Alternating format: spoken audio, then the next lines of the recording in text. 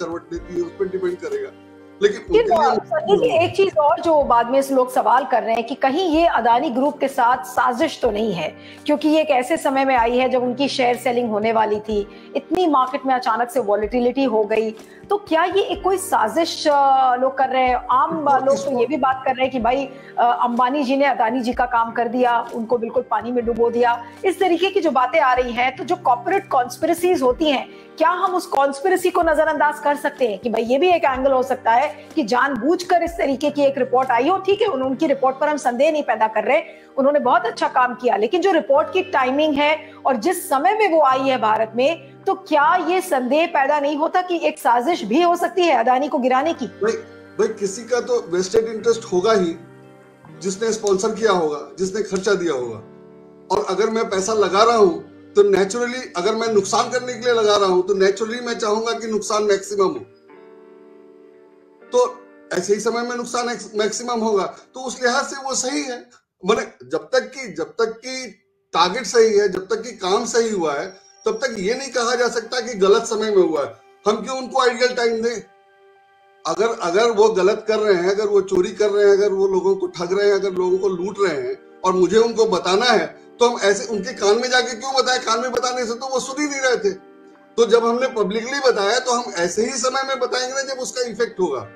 बहुत पुरानी बात है, अरुण शौरी ने अपने अखबार में लिखा था कि उनके खुलासे सारे तब होते हैं जब पार्लियामेंट का सेशन चल रहा होता है।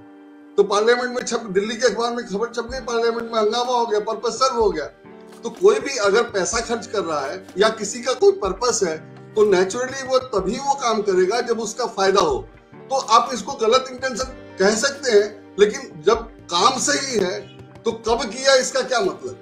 और नेचुरली वो एक एंड रिजल्ट के लिए चाहता है, तो एंड रिजल्ट तो उसको चाहिए ही, इसीलिए उसने किया है।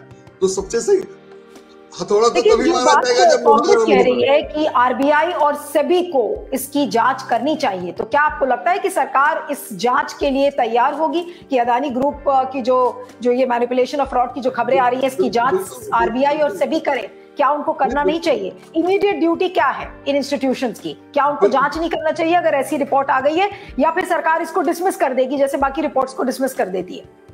अभी तक सरकार जैसे काम करती रही है उसमें तो मुझे यही लगता है कि वही होगा, अदरवाइज ये पोजीशन ही नहीं आती। और एक्शन तो सुओ मोटो ले लेना चाहिए था। एक्शन तो जिस दिन रिपोर्ट आई उसी दिन ले लिया जाना चाहिए था। और एक लाइन का ये स्टेटमेंट तो आना ही चाहिए था कि जनता को भरोसा रखना चाहिए कंपनी पे और पूंजी बाजार पे, दोनों। मैंने मेरा कहना है कि अडानी क्लोजेस्ट है प्राइम मिनिस्टर के या गवर्नमेंट के, और उनका जो नुकसान होना था वो हो चुका, बहुत बड़ा नुकसान हुआ, क्रेडिबिलिटी पे भी, फाइनेंशियल भी, और गवर्नमेंट बचा नहीं पाई उनको या बचा नहीं रही है। तो अगर गवर्नमेंट अडानी को नहीं बचा रही है तो किस कंपनी को बचाएगी? और कंपनी का तो काम, गवर्नमेंट का तो काम है कंपनी को बचाना, नहीं तो रेवेन्यू कैसे चलेगा? आपने सेल कंपनीज बंद कराई, उसके अलग नुकसान है। ब्लैक मनी से जो मार्केट चल रहा था वो तो सारा नुकसान हो गया, बैठ गया, लेकिन वो जस्टिफिकेशन है उसका कि भाई वो गलत था इसलिए हमने बंद करा दिया।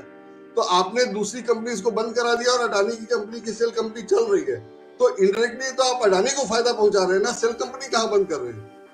तो हुआ ये है कि गवर्नमेंट ने जो किया, ये इंटेंशनल हो या ना हो, उसका फायदा तो अडानी को हुआ और नुकसान बाकी देश को हुआ, माने क्या बोलते कॉर्पोरेट को हुआ, शेयर मार्केट के इन्वेस्टर्स को हुआ।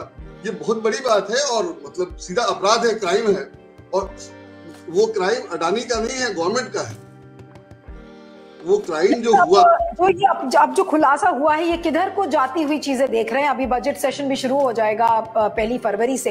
क्या इसको लेकर शोर हंगामा विपक्ष ऐसा लग रहा है कि मचाएगा? लेकिन जो ये पूरा फ्रॉड है और ये जो हिंडनबर्ग की रिसर्च रिपोर्ट जो आई है, ये अब किस दिशा में आपको जाती हुई दिखती है? बड़ा हो सकता है राजनीतिक मुद्दा बन जाए, इकोनॉमिक फ्रॉड का कितना बड़ा ये मामला है, कॉर्पोरेट मिसगवर्नेंस, सब कुछ इन्वॉल्व है और भ्रष्टाचार के तमाम आरोप सरकार पे लगते हैं। एक ऐसी सरकार जो कि कहती है न खाऊंगा न खाने दूंगा, और इस तरीके का भ्रष्टाचार अगर चल रहा है मोदी जी की नाक के नीचे बिल्कुल, तो क्या कहेंगे कि ये अब बिल्कुल इसी तरह से है जैसे कुछ केसेस के बारे में हमें कभी पता ही नहीं चलता?